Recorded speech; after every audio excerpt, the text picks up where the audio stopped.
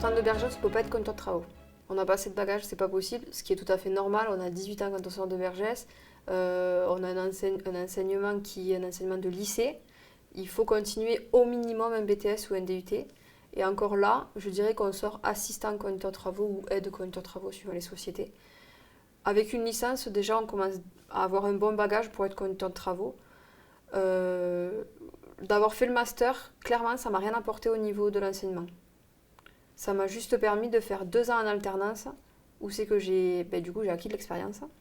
J'ai acquis de la confiance sur le terrain. Bon, dans les bureaux, j'en avais déjà, mais c'est vrai que sur les terrains, parce qu'en étant une femme, dans le milieu, c'est un peu plus entre guillemets compliqué.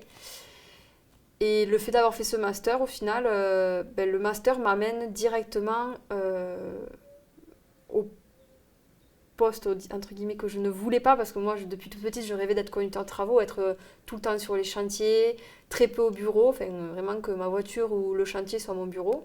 Bon, au final aujourd'hui ma voiture et le chantier est mon bureau, mais j'ai un bureau quand même dans la société où c'est que j'y passe quand même du temps.